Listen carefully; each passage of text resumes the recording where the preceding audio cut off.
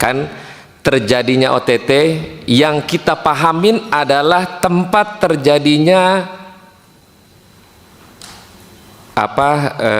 transaksi yang dilakukan di waktu yang sama. Terjadinya penangkapan yang memang mestinya, apakah bapak-bapak di penyidik tidak menunggu waktu ruang yang pas dalam suasana yang kiranya mungkin, saya contohkan Pak, kami lagi waktu Rakernas Pak, kan penangkapan di waktu yang sama tapi beda tempat. Kenapa akhirnya ketua umum saya memerintahkan saya untuk menyampaikan secara langsung, secara logika, tindak pidana yang dilakukan yang bersangkutan mungkin di saat yang sama Bapak tangkap, kalau ada orangnya Pak, lebih baik di waktu yang sama tangkap semua Pak. Tapi mungkin yang satunya kabur duluan, entahlah terminologi apa yang namanya, kabur lah ceritanya, walaupun dia nggak tahu katanya. Tapi kita berharap Pak, Bapak punya momen waktu yang pas.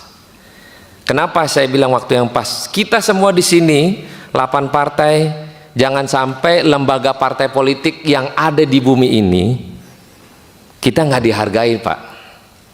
Kita pengen penegakan hukum yang Bapak lakukan, kita dukung 1000% Pak. Tindak pidana siapapun pelakunya, orangnya Pak, sikat Pak.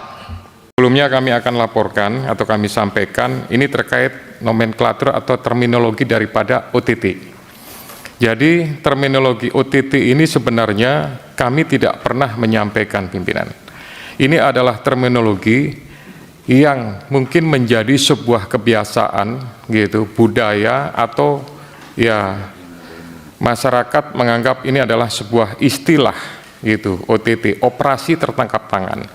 Tapi kami dari KPK sendiri mensikapi atau menyebut sebenarnya adalah dengan sebutan tindakan penyelidikan sebagaimana diatur dalam pasal 102 ayat 1 dan ayat 2. Kami bacakan pimpinan, bahwa penyelidik yang mengetahui, menerima laporan atau pengaduan tentang terjadinya suatu peristiwa yang patut diduga merupakan tindak pidana, wajib segera melakukan tindakan penyelidikan yang diperlukan.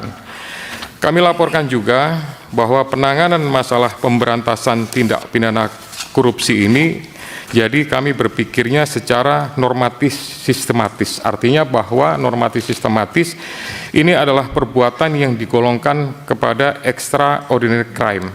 Oleh karena itu maka penanganan, cara-cara penindakannya pun kami juga lakukan secara extraordinary crime, tapi dengan batasan berdasarkan aturan, norma, undang-undang yang menjadi payung hukum yang bisa dilakukan oleh Komisi Pemberantasan Korupsi.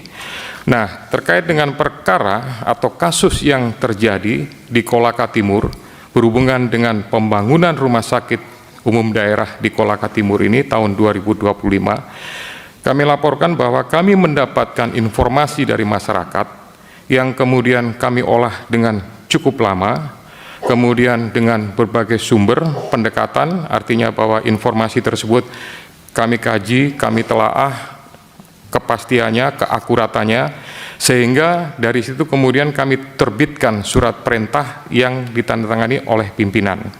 Nah, dengan adanya surat perintah ini, kami melakukan kegiatan-kegiatan, antara lain pastinya adalah penyadapan, kemudian kegiatan-kegiatan lapangan, dan di lapangan itu kami menemukan ya dari beberapa orang yang kemudian dilakukan atau diamankan, kami menemukan bukti yang akurat sehingga kami anggap prosesnya adalah full toid.